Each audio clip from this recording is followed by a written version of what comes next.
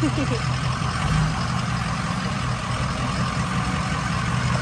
bad.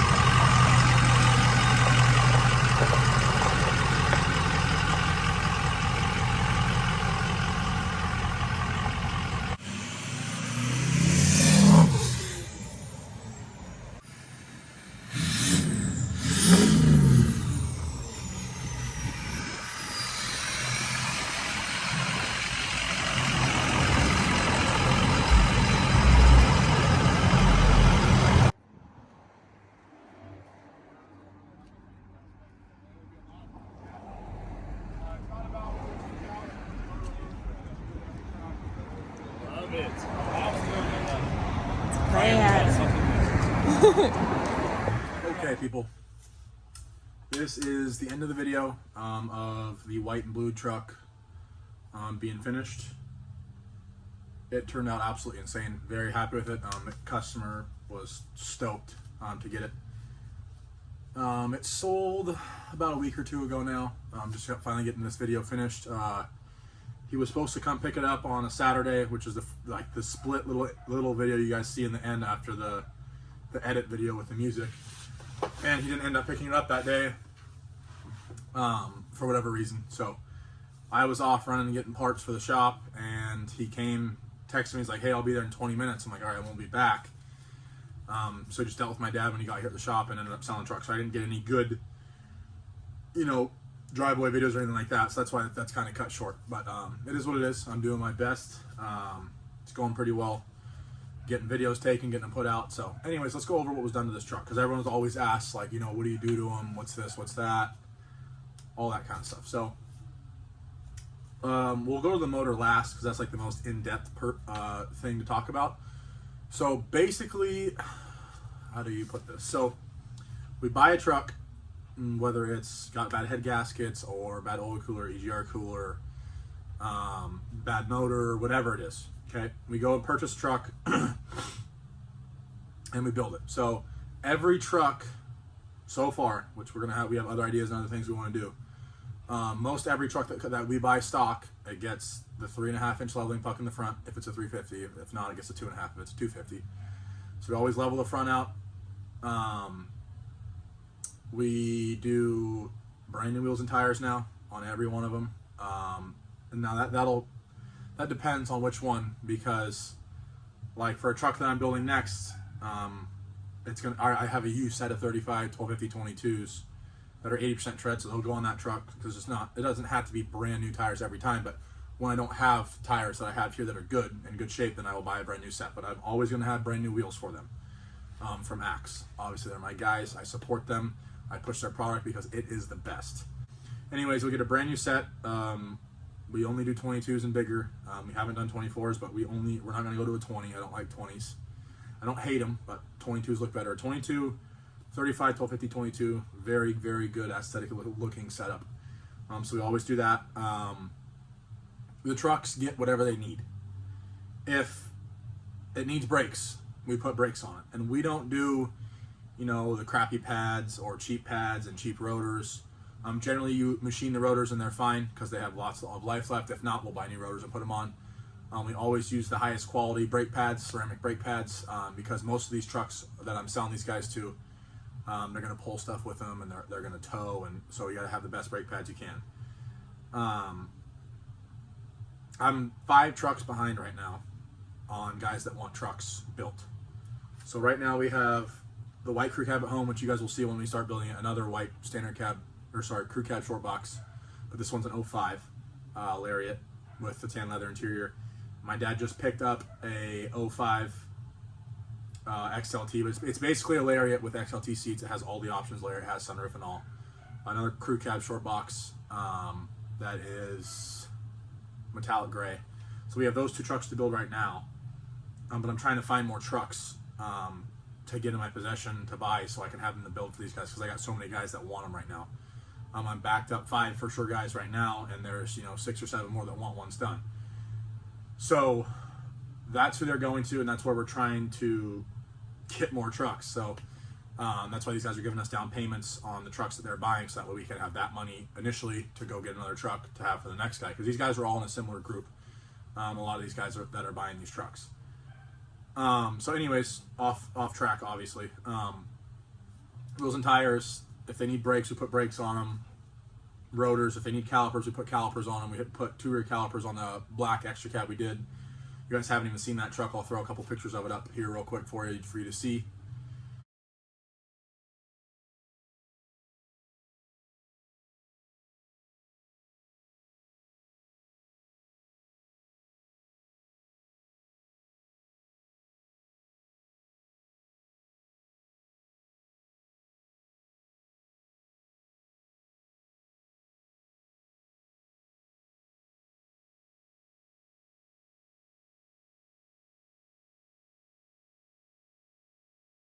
It's a complete color match. Let's start from the front, work to the back. The front bumper, the plastic on the top, the main metal portion, and the valance on the bottom all get color matched.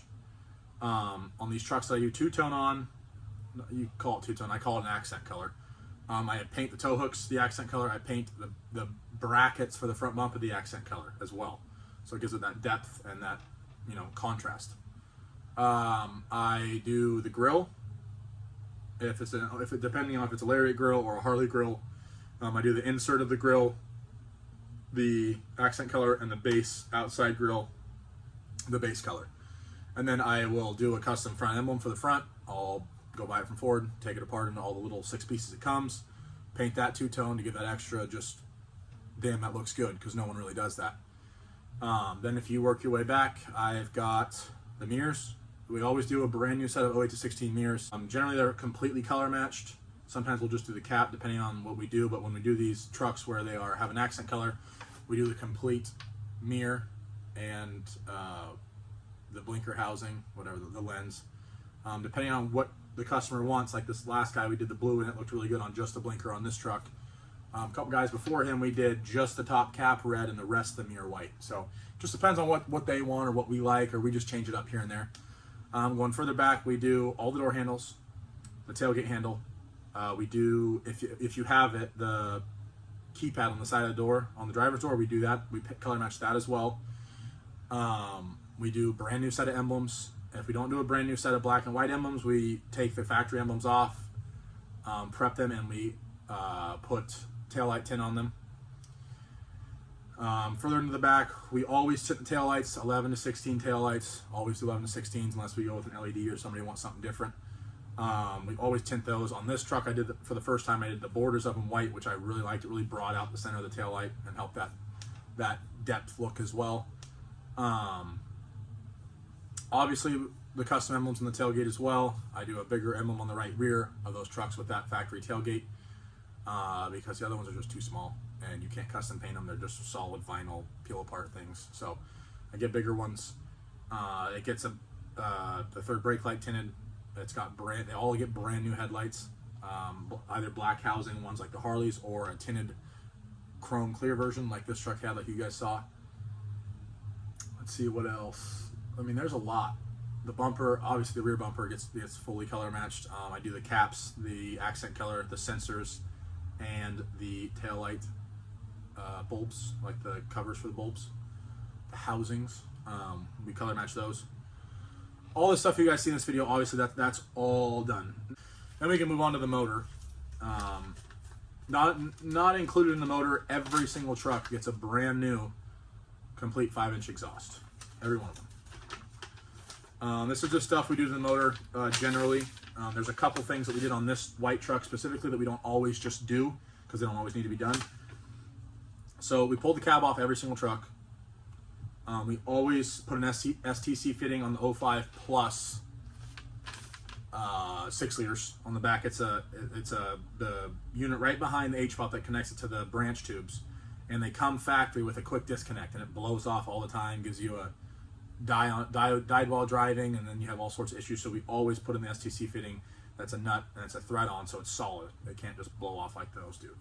Obviously, taking that off, we always reseal the HPOPs because they like to leak on that cover, so we always do that. New engine oil cooler, every truck we sell has a brand new engine oil cooler. The complete reseal kit. It's just a complete Ford unit engine oil cooler. Sometimes we'll use Mishimoto because theirs are great as well. So you get a brand new engine oil cooler with that. They like to leak as well, so we do that.